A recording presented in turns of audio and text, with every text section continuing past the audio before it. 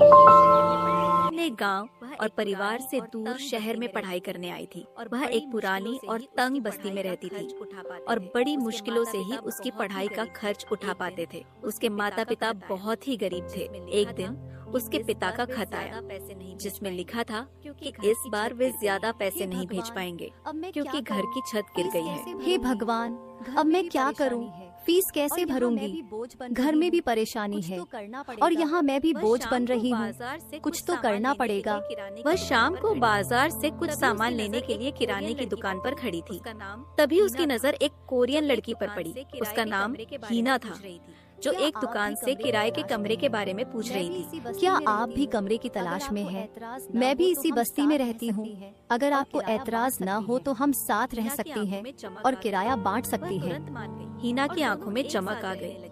वह तुरंत मान गई और दोनों एक साथ रहने लगी। उनकी दोस्ती गहरी होती गई, पर पैसों की तंगी उनका पीछा नहीं छोड़ रही थी। दोनों बहुत सोचती हैं, पर उनके दिमाग में कोई आइडिया ही नहीं आता। को बड़ी तेज भूख लगने लगती है। हीना फटाफट दोनों के लिए मोमोज बनाकर लाती है। हीना, तुम्हारे हाथ में तो जादू है। तुम इतने स्वादिष्ट मोमोज बनाती हो। मोमोज खाते खाते प्रीति के दिमाग में आइडिया आ जाता है। क्यों ना हम मोमोज का ठेला लगाएं? बाजार में सिर्फ मोटे लाल मोमोज बेचता है और उसके मोमोज महंगे और बेस्वाद हैं। पर मोमोज बनाना तो आता है, पर ठेले के लिए पैसे कहाँ से आएंगे? अगले ही दिन प्रीति और हीना ने अपने सारे पैसे जोड़े। मुश्किल से कुछ रुपए ही जमा हुए। वे उसी पैसे से थोड़ा बहुत सामान लाए और एक पुराना ठेला किराए पर लिया। दोनों बाजार में मोमोज ठेला लगाकर खड़े रहते हैं। आइए आइए और स्वादिष्ट मोमोज खाकर जाइए। आइए ना भैया, बस ₹20 से शुरू है। कोई भी आकर खाओ, बस ₹20 में। लोग 20 रुपए का नाम सुनकर हैरान रह जाते हैं और उनके मोमोज आकर खाने लगते हैं। जब लोग मोमोज खाते हैं तो बस खाते ही रह जाते हैं। पहले दिन ही उनके यहाँ ऐसी भीड़ लगती है कि बस 2 घंटे में ही सब सामान खत्म हो जाता है। मुझे तो यकीन नहीं हो रहा, हमारा सामान सारा बिक गया। पर मुझे तो पूरा यकीन था कि तुम्हारे हाथ का मोमोज खाकर सब उंगलियां चाटते रह जाएंगे। फिर दोनों घर चले जाते हैं और सारे पैसे गिन। पहले दिन अच्छी खासी कमाई हो जाती है। इससे अब तुम कल ही सबसे पहले अपने कॉलेज की फीस भर देना। बाकी पैसों से हम कल और सामान ले आएंगे। दोनों उस रात गहरी नींद में सुकून से सो जाते हैं। अगले ही दिन सुबह प्रीति पूरे आत्मविश्वास के साथ उठकर अपने कॉलेज की फीस भर देती है और फिर दोनों मिलकर सब सामान तैयार करके बाजार में भी लगा देते हैं। बाजार में पहुंचते ही लोगों की भारी भीड़ जमा हो जाती है। अरे बेटा, मेरे घर बहुत सारे मेहमान आए हुए हैं। तू जरा जल्दी से मुझे 20 प्लेट मोमोज पैक करके दे दे। जी भाई साहब, बस अभी पैक कर देती हूँ। अब तो रोज ही हीना और प्रीति के मोमोज के ठेले पर इतनी भीड़ रहती थी कि सामान थोड़ी ही देर में खत्म हो जाता है। मोटे लाल की दुकान हीना और प्रीति के स्वादिष्ट मोमोज की वजह से धीरे धीरे बिल्कुल ही ठप पड़ जाती है। सब देखकर मोटे लाल को गहरा दुख पहुंचता है और लोग उनकी तारीफ करते हैं तो मोटे लाल को बहुत चिढ़ जाता है।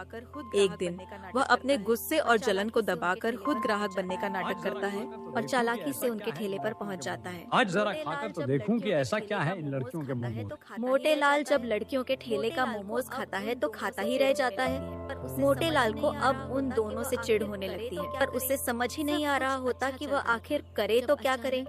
सब कुछ अच्छा चल रहा था जब अचानक हीना की तबीयत बिगड़ने लगी। उसे तेज बुखार और कमजोरी महसूस होने लगी। प्रीति उसे डॉक्टर के पास ले गई, पर दवाइयाँ काम नहीं कर रही थी। एक दिन की बात है जब हीना एकदम बीमार की हालत में बिस्तर पर पड़ी होती है और प्रीति उसके पास बैठी होती है तो हीना प्रीति से बोलती है, प्रीति, मेरी वजह से अब हमारा काम बंद हो गया है। मुझे लगता है मैं तुम्हें छोड़कर जा रही हूँ। नहीं हीना, ऐसा मत कहो। मैं तुम्हें कुछ नहीं होने दूंगी। प्रीति हीना का बेहद ख्याल रखती है। पूरी रात वह उसके पास बैठी रहती है। एक पल के लिए भी उसे अकेला नहीं छोड़ती।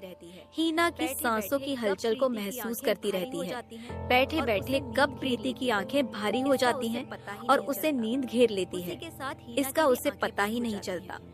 उसी के साथ हीना की भी आंखें बंद हो जाती हैं। पर फर्क इतना होता है कि हीना दोबारा कभी आंखें खोल ही नहीं पाती। हीना को बहुत याद किया और घंटों रोती रही। एक रात जब प्रीति हीना की यादों में खोई हुई थी, उसे अपने पीछे किसी की आहट महसूस हुई।